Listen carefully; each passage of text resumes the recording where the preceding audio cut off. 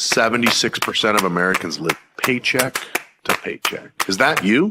I'm the CEO of 5 different companies. I wasn't born into it. We lived on welfare, but I wanted more. I created this show, The School of Wealth, helping people escape poverty like I did. I want to help you out of that consumer debt. This is Brother Kim Carter. We just want to say thank you for reaching out to us, meeting our concerns and what we need to do. And I know you guys working hard on your side for the Carters, and that we are looking forward to be financially free. Teach you how to increase your credit score. Teach you how to make more money at your current job or your current business. And then how to actually create generational wealth without changing your lifestyle. It is going to be a lot of fun. This is not like regular school. Hey, I'm Ronnie Lambeth, and this is the School of Wealth.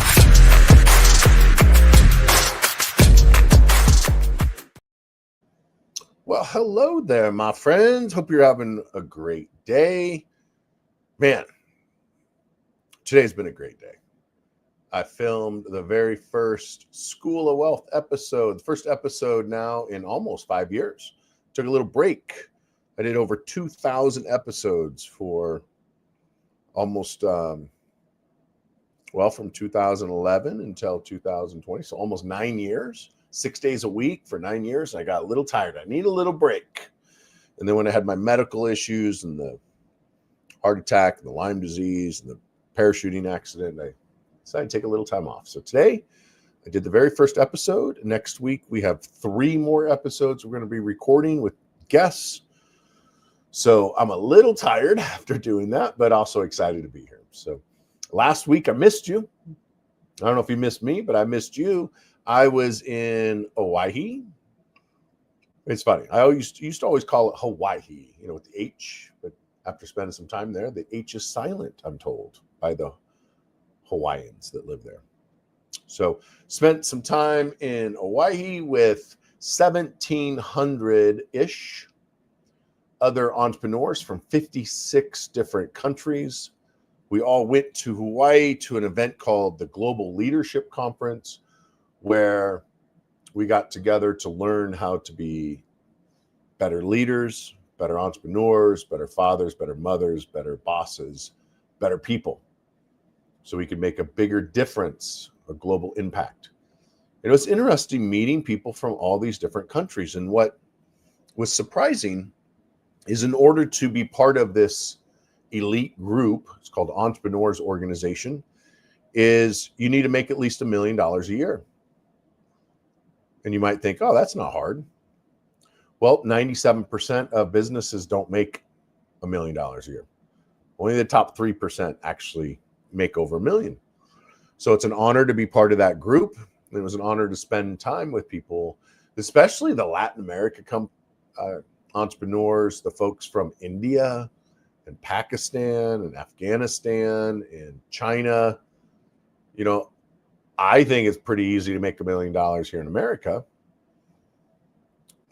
I've been doing it now for so long. However, I don't know if I could make $1 million in India.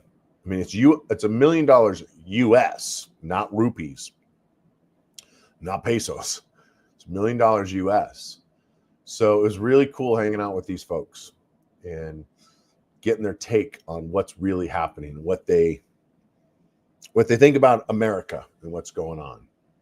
I can tell you this from talking with a lot of people: they love Trump. They absolutely love Trump, and they love America, and they love what he's doing. They love the fact he's making the world safer. So don't believe what you may see or hear from the mainstream media. The people that are trying to destroy the stock market right now, destroy America, they say that they want to protect democracy, but really, they're doing quite the opposite. So it is great to be here. And tonight, I hope that I see some comments coming in. That's awesome. Somebody here's want to learn and grow. That is one of our core values at Entrepreneurs Organization, and that is learning and growing. In fact, that's one of the core values here at Fortress is continuing education, constant improvement. My team and I read every day. I have an Audible account with over 200 books that my team, my staff, They can buy as many books as they want as long as it's personal development or leadership. So I've been on that path since I was a little kid, learn and grow. So I'm glad that you guys are following along with that. So I missed last week because I was stuck in a conference room. Yes, I was in Hawaii. Unfortunately, not unfortunately. Unfortunately, I was stuck in a concrete box, a convention center with no windows from 8 a.m. to 8 p.m. Wednesday, Thursday, Friday. Wednesday, Thursday, Friday, yeah. So I didn't get to see a lot of Hawaii. I got there one day early, so I got to at least walk around, and then I stayed an extra day, so I got to spend a little bit of time in the ocean, which was good. But most of the time was literally in a concrete box, learning how to become a better person, better entrepreneur. So I missed you. I missed you on that. So I want to make it up to you at the end of the month. So tonight we're going to talk about business credit because there's three things that I teach. Number one, how to maximize credit, whether it's personal or business, how to minimize debt and taxes, and then how to multiply income and assets. So those are the three things. And tonight we're going to talk about how to maximize your business credit. Now, if you have questions on personal credit, feel free to ask it tonight. Leave in the comments and I'll get to every single one of those. Even if I can't get to it immediately, I will answer every single question tonight. If you have questions regarding taxes, type it in the comment box. I will get to every single question. So whether it's personal credit, business credit, reducing debt, settling debt, restructuring debt, eliminating debt, paying off debt, getting debt, how to use debt, how to reduce your income taxes to zero. Most of my clients pay no personal income tax whatsoever. They can literally generate millions and millions of dollars of revenue and pay no income tax, no personal income tax. And you can do that if you understand how the tax system works. And then if you have any questions on how to start a business or how to multiply your income and assets, then ask away. So here we go. Let's get started. So what's the first thing you need to know about business credit? Business credit does not build itself. Unlike personal credit, the majority of banks do not report to the business credit bureaus. So 85% of the banks out there will never report your account that you have with them. Even if it's $1 million loan or $1 million line of credit or $1 million credit card, 85% of banks will not report that to the business credit bureaus. And the main reason for that is because there is no privacy when it comes to business credit. See, if I wanted to pull Apple's business credit right now, I could go to Experian.com, pay them roughly $40, and I could have Apple's entire credit report. If I wanted to pull HP's or Microsoft or Toyota's or Home Depot's, I could literally go to Experian.com, pay $40, and I could have every single one of these companies' credit reports. I would know how many loans they have, how many lines of credit they have, how many credit cards they have, etc. I would know where they bank. And if you are a bank, that's pretty scary. Because if I was a banker, what I would do is I would spend my time figuring out what businesses I would want to bring to my bank. And I would determine that after I pulled their credit because there's no protection. There's no privacy for business. And so because of that, they know that if they report it, it'll get reported to all their competitors. And then you will know, the competitor would know how many credit cards they have, loans, lines of credit, etc. So 85% of banks will not report business accounts. So knowing that, you need to know which banks will report. And if you know what banks will report to the bureaus, then those are the banks that you want to get loans with. Those are the banks you want to get lines with. Those are the banks you want to get credit cards with. Because those are the banks that then report. And after they report, you can now have a business credit report. And you can start building business credit scores, which then allows you to ultimately get business funding. Some people will use business credit and business funding together, but it's two separate things. There's business credit, that's your credit report, and then there's business funding, that's the money you get from the banks. Okay, so don't use them as the same, because they're not the same. So that's the first thing you need to know, is 85% of banks don't report. Well, how do you find out what banks do report? Well, you can call and ask them. You can call and ask. The teller's not going to know. Most of the bankers aren't going to know. So you got to go above them, find out from the credit reporting division. Do they report to Dun & Bradstreet? Do they report to Equifax, TransUnion, Experian? Do they report anywhere else? Because there's more than just those 4 business credit bureaus. And if the answer is no, they don't report, that doesn't mean you don't get an account with them. That just means that account's not going to help you establish business credit. It's not going to help you on your journey of getting business funding.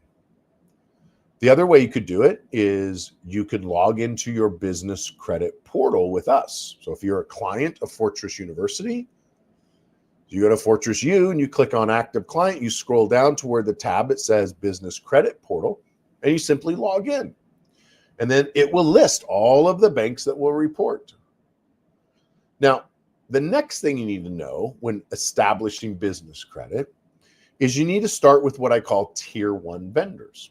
Now, a Tier 1 vendor is a net 30 account. These are other businesses that report to the business credit bureaus, but they're not banks. It's almost peer-to-peer lending or business-to-business lending. So, for example, I used to sell the business credit program for $7,500. Now it's a little under $500 a month. Now you can just try it out for a while, build your business credit, and you're not locked into a $7,500 loan. But when I did sell it for $7,500, you would sign an agreement with me to pay for it over 12, 18, 24, 36 months, or you could pay in full and get a discount. I was essentially issuing you business credit. And then I would take that with your Dun & Bradstreet number, your EIN number, all of your business information, and I would upload that to the Dun & Bradstreet website. And the next thing you know, you would have a new trade line from Fortress showing up on your business credit report. That's business to business lending. That would be called what that would be like what I reference as Tier 1 vendors. So in order to establish your business credit, you need to start with Tier 1 vendors.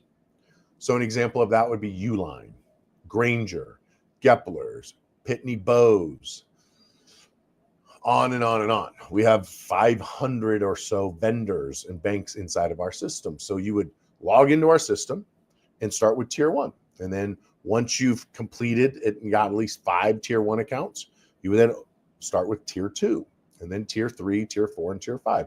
Tier 5 is corporate credit. That's where you're getting lines of credit, loans, and credit cards with no personal guarantee.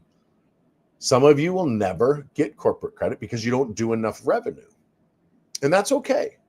Just know that you'll probably always have to do a personal guarantee on those credit cards, and that's okay. You do a personal guarantee, and as long as you manage your business properly, you never get in trouble. And it never reports on your personal credit unless you default and go delinquent. So just make sure you're doing it responsibly. So those are some of the basics of establishing business credit. So I want to take a moment now and go to some of these questions. And then as I go through the questions, if you have more questions, just start typing them in, because there is a little bit of a delay for me using multiple different streams with Facebook, LinkedIn, and YouTube. There's a little delay. So let's go ahead and answer the first question, Chastity. Pull that up. Sorry, my throat is hurting because I've been talking almost all day today, well, and all this week, in fact, back-to-back phone calls. So, Morris Lowe from YouTube says, "What's the best strategy to start a business?" Well, I don't know. When anytime someone says, "What's the most important? What's the best strategy?" I don't know that I am smart enough to say what's the best strategy. But I think a strategy to start a business is One, to have a business, I can tell you from personal experience in my life, and I've just now started realizing this in the last year or so, that if you are going to get involved with a business and start a business, scaling a business is very difficult. Getting enough clients at a low end, the Walmart type business, is very difficult. So if I was going to say what's the best strategy, Morris, I would say have a business that deals with rich people problems. Have a business that deals with rich people's problems, or solve problems for rich people. People that make over $300,000 a year. And the reason why I say solve problems for rich people is, one, they're way easier to deal with than people that have money problems. I can tell you that from 20 years experience of doing credit repair. Someone that makes over 300 grand a year is so much easier than someone who makes 30 grand a year. Number two, they value money. They value your expertise, and they value, more importantly, they value their time. So they don't waste your time. They value their time so much that they will give you money so you don't waste any of their time solving their problems. So I would say, if I was going to say what's the best strategy, the strategy would be solve rich people's problems. Thanks for the question. I think that was a good one. I like that question. Thank you. Nick White from YouTube says, if I'm up on my teeth, okay, I will tell you this. I've said it many times. I have a really hard time reading and speaking at the same time, so I'll do my best. If I'm up my teeth with credit card to the point of I may have to skip a payment, but 1 month after I pay almost a total sum of my debt, will my credit score suffer in the end? I'm going to paraphrase that question. And I think what you're saying is, if you're up to your eyeballs in credit card debt and you're at the point of having to skip a payment, but 1 month after you pay almost a sum, will it suffer my credit? I think what you're saying is, if you're to a point where you can't make a monthly payment and you skip a payment, so you go late 30 days, is that going to impact your credit score? And the answer is 100% yes. That would be like, and it's a great question, because a lot of people will say to us over the last 20 years, I don't even know how many times I've heard this. Well, I only missed a payment. I caught it up the next month. I paid off the credit card the next month. See, what your credit score is the likelihood of you missing a payment over the next 2 years. That's what that number means. So if you have a 740 credit score, there's a 74% chance you'll pay your bills on time over the next 2 years. Or on the opposite, a 26% chance you will miss a payment. If you're a 500 credit score, that means there's 50-50 chance. So if you want to go from a 740 to a 500 like that, miss a payment on maxed out credit card, you'll lose 200 points. Not necessarily from just the late payment, but from having a late payment on a maxed out credit card, because that means if you can't make that minimum payment, there's some financial problems in your future that's coming up. So do whatever you need to do, Nick, to make that payment. Do not skip that payment, because once you miss one payment, the likelihood of missing a second one just goes up astronomically. And what will happen is, when you miss that first payment, all of the other credit cards that you have and the lenders that you have on your credit are going to get notified. And when they get notified, they are going to close your account or drop your credit limit on all of your credit cards. And now your credit score tanks because you just had a high utilization rate change. So whatever you got to do to make the payment, when I say that, I'm not saying to go out and rob someone. I'm saying figure it out. Borrow some money. Use another credit card. Do a cash advance. Go sell something. If you have to, go pawn something to make that payment. Don't miss it. Do your best, okay? Says last time he missed payments, it took him 2 years to cover it up. Well, Doesn't really cover up anything because it's still there. It'll be there for 7 years, guys. 7 years unless you hire someone like me to get it removed or unless you work on it yourself. A late payment will show up on your credit report for 7 years. Think about it like this, guys.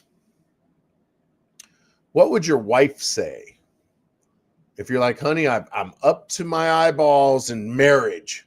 I just need a month of being single. Let me go out and go to the bars and hang out with some other girls for a little bit. And then I'll come back next month and everything's going to be okay. Fellas, it ain't going to be okay. You missing that payment on that credit card is like cheating on your girlfriend or cheating on your wife. It's going to take a really long time for them to forget.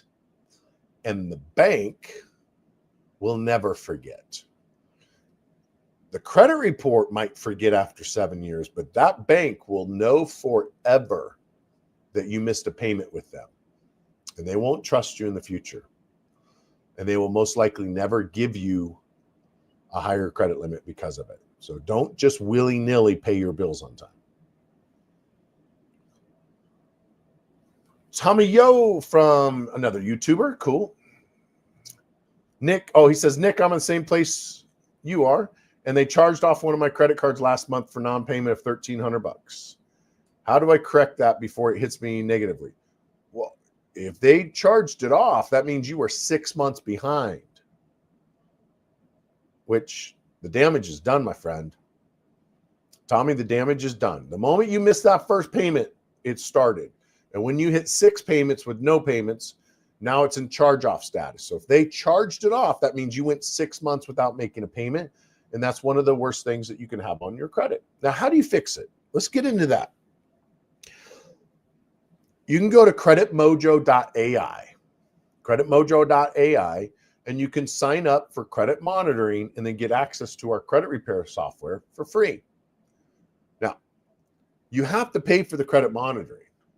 If you hire any credit repair company out there, you still got to pay for credit monitoring because how are we supposed to be able to look at your credit to know what needs to be removed if we can't see your credit report? So you're always going to have to pay for credit monitoring. So what we've done at Fortress is I've created a system that syncs with Credit Mojo. So for $39.95, you pay for credit monitoring, you get access to the credit repair software for free. You just got to log in once a month and spend less than 5 minutes printing out the letters that our software creates for you. You don't need to know anything about credit repair, any of the laws, or how to dispute. You literally let the AI software create the dispute, and then you simply print it, sign it, mail it. And then 30 to 40 days later, you're going to get a notification to log back in and do it all over again. And our system will automatically pull your credit for you, compare it to last month's credit report, and remove from the disputing process all of the items that have been removed from your credit report. But here's the thing I will tell you. Don't sign up and start doing credit repair if you haven't financially recovered yet. If you're still not making the payments on other credit cards, just wait until you've caught up and you're now making payments. Because if you have one late payment and then you use our software to remove it, and then you miss next month, the next month payments that's missed is going to show up on your credit report. And it's not something that you want to do. You're just wasting your time and money. So don't sign up for the credit repair software unless you're to a point that you're paying your bills now. Okay. Now, if it got charged off, here's what's going to happen. One of two things. Well, I should say one of three things. They're going to sell it to a collection company. They're going to send you a 1099-C and you're going to pay income tax on it, or they're going to sue you. One of those three things is going to happen. They're going to send it to collection. They're going to send you a 1099-C and you're going to have to pay income tax on it, or they're going to sue you. And maybe all three. That's right. They might do all three. They might send you to collections. They might send you 1099 and they might sue you as well. So be prepared to be sued. And if they sue you over that $1,200 or $1,300 credit card that you let go into charge-off status, just know that when they get that default judgment against you, it's called a default because you don't go to court. If you can't afford to pay $50 a month on the credit card, you can't afford to pay an attorney, so you don't even bother going to court. So they're going to get a default judgment. And when they get that default judgment, they now can garnish 25% of your wage until that $1,300 plus attorney fees, back interest, filing fees is paid. So when that is all said and done, that thing's going to cost you $2,000 to $3,000.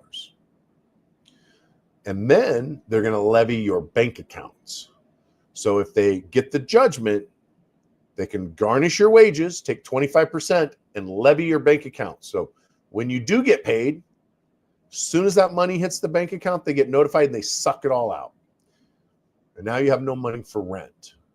And then it starts to spiral out of control. So if you are in that situation, I recommend you do not ignore it. Give my office a call tomorrow and we can walk you through that. We can get a payment plan set up for you. We can probably settle that $1,300 for probably around $500-$600. Wipe out 50% of the principal, 100% of the interest, and now you're on a payment plan of say $100 a month or $50 a month, and that will avoid the 1099-C. That will avoid the lawsuit. That'll avoid the judgment. That'll avoid the garnishment, and that avoids them levying your bank accounts. So call the office tomorrow. The number is 1-800-475-7267. 1-800-475-7267. Chasten will throw that up on a little banner there in a minute. Tommy says, should I pay it in full now? I wouldn't pay it in full. I would call the office tomorrow because the damage is done. They've already charged it off. So the damage to your credit's done. Why pay them $1,200 if I could settle it for you for $500? And if I settle it for $500, now you're saving $700. Plus, I might be able to get them to delete it from your credit report once you pay it.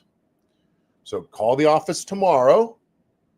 Tell them you want to get involved in the debt settlement program. Let us settle the debt. You don't pay us any upfront fees. You only pay us on success, which is 20% of what we save you. So for about $150, and you're going to pay me about $150, and you're going to save $700 and maybe even get it deleted from your credit report. So that's what I would do, Tommy. I would not just pay it in full because the damage is already done. Now, if you were saying, should I pay it in full now and I haven't missed any payments, then I would say, yes, pay it in full. But because you said it's already been 6 months and it's been charged off, I wouldn't pay in full. I would do a settlement on it because that's another $700 you can use for something else. Do they keep memory of the settlement? Yes, they do. And you'll most likely never have a credit card with them ever again. And they will keep that memory forever. I'll give an example. In 1995, I was 24 years old. I had 3 children. I was a garbage man, and I was going to college full-time to become a fireman. I had a lot on my plate. One of my coworkers of the garbage company, Waste Management, convinced me I should file bankruptcy and wipe out the $20,000, $30,000 of credit debt I had. Not knowing any better, I filed Chapter 7 bankruptcy and I wiped it out. One of the banks that I had a couple $100 credit card with was a bank called KeyBank. That was 1995. In 2023, I went whitewater rafting with the executive vice president of KeyBank, and he was telling me about this great program they had for entrepreneurs like myself, and how he could get me $1 million line of credit, $1 million credit card with no interest for several years. And I guaranteed approved. So I was like, sign me up. I applied. They approved me. I opened the bank accounts. I switched everything over. And then about a month and a half later, I got a notice that they closed all my bank accounts. They canceled the line of credit. They canceled the credit card because they found out in 1995, I filed bankruptcy on a couple $100. So do they keep track of it? Yes, they do. So they will keep track of it forever. Now, your credit report falls off after 7 years. Bankruptcies fall after 10. But the banks don't forget. They're like a wife. They never forget. Back to the cheating thing. You cheat on your wife, she is never, ever going to forget it, and she will never fully trust you. And I would say the same thing for you. If your man and your woman cheats on you, you are never going to forget that. You will remember that to the day you die, and you will never trust her ever again. So, answer your question, will they forget? No, they will not. What else we got? We got some more questions here. I'm going to look here as Chastity looks through here. I'm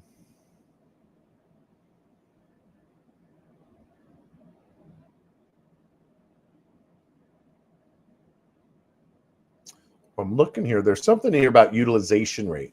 So I want to talk about debt to income ratios. When I talk to people about credit, they'll be like, well, my credit's low because my debt to income ratio is really high. Here's the thing, guys. I'm 6'4". I have a shaved head. I have a beard. I'm a little overweight because I haven't recovered fully yet from my heart attack that I had in November of 23. I like girls. I'm not sexually attracted to men, but I am to women. I'm in a relationship. I have a dog. I have 3 children and 1 grandson. I'm a Christian, and you would say that I'm white, even though my ancestors were Black and Native American. I have multiple cars that are paid off. Does FICO care about any of that? They don't care. They don't care if you're old, if you're young, if you're poor, if you make money, you're tall, you're short, you're skinny, you're fat, you're white, you're Black, you're Asian, you're male, you're female. FICO does not care. So they don't care what your debt to income ratio is. So stop saying my credit score is low due to my debt to income ratio. They don't ever look at your income or your race or your size or your sexual preferences or your religion. FICO doesn't care. What they care about is how many credit cards you have, how often you use those credit cards, how much money do you spend on those credit cards, do you have a mortgage, do you have a car loan? That's what FICO cares about. And when I'm talking about FICO, it's for personal credit, but there's also FICO business credit. There's TransRisk, same thing. TransUnion Business does not care how old you are, short you are, fat you are, skinny you are. Experian, the IntelliScore, they don't care about those things. They care about utilization rates. So the more money that you spend on a credit card that you don't pay off before your report date, the lower your credit score is going to be. If you max out a personal credit card, but then pay it off on the due date, you're going to have 150 to 200 point lower credit score because you did not pay it off by the report date. Business credit's different though.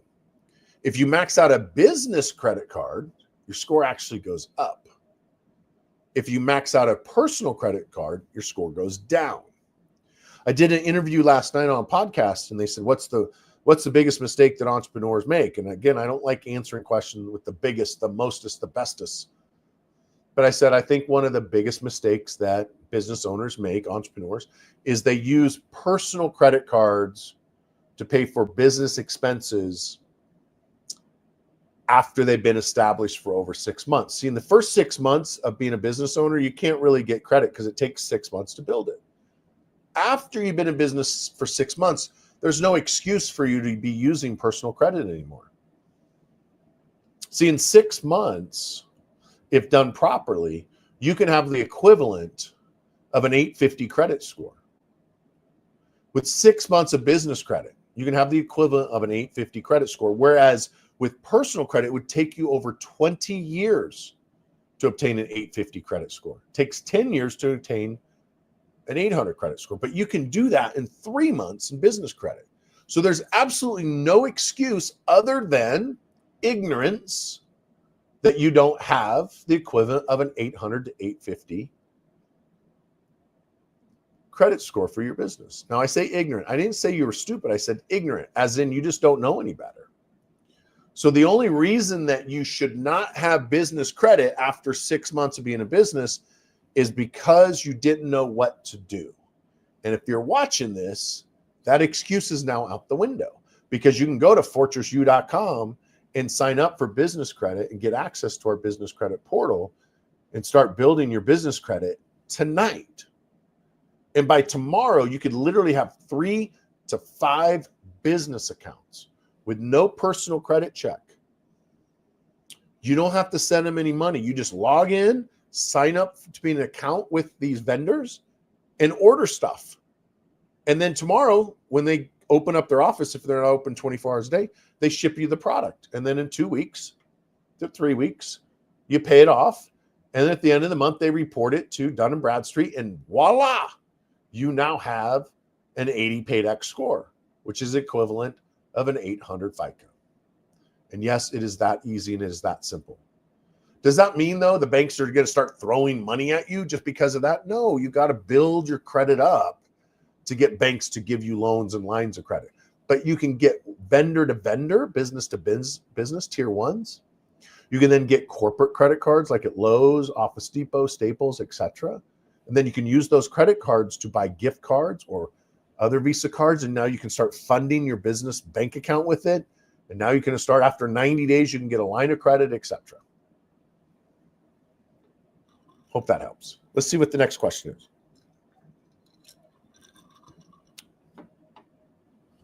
Got to fly. Hope it stays available in your vids. Thank you much. See you later, Nick. I hope you are flying. Hope you are flying. You know, I flew back from Hawaii. There were 2 planes in all of Alaska and Hawaii that didn't have internet, and I happened to be on one of them. That was a long flight with no internet, 5.5 hours. And then on the way home, all the first class seats were sold out. The business class was sold out. And I got stuck in the back of the plane for 5.5 hours. It was a long flight with no internet again. But first world problems, right? At least I wasn't on a boat for 6 months trying to get there. Ended up with scurvy and living with rats. Wasn't nearly that bad. 5.5 hours on the plane's not that bad. So what else we got? Any other questions? All right. If that's it, guys, I hope you have. Oh, here's one. How do I obtain business credit with Fortress? You go to, great question, Melvin. You go to fortressu.com, fortressu.com/business, and you sign up. I do have an American Express ambassadorship, which means if you have a 680 credit score and you've never defaulted before with American Express, because they're like a woman, they have a very long memory. If you got a 680 credit score, never defaulted, I can get you a credit card with American Express. I can get you multiple. I can get you a dozen credit cards with American Express with one inquiry, because that's the way the American Express system works if you have an ambassadorship. So that's just one example of the 500 plus vendors that we have relationships with. So how do you establish it? fortressu.com/Amex. Only go to Amex if you're above 680 and you have an established business and you have a couple $100,000 in revenue. Don't go there if you just started a business or have no business, because it's strictly for business owners. Right? But that's how you get business credit with Fortress. Is you just go to fortressu.com/business. And at that point, you can get credit with us and start building your business credit. All right, guys, I appreciate you. If this helped you, give me a thumbs up on YouTube, LinkedIn, or wherever it's at, and share it with your folks. Have a good day.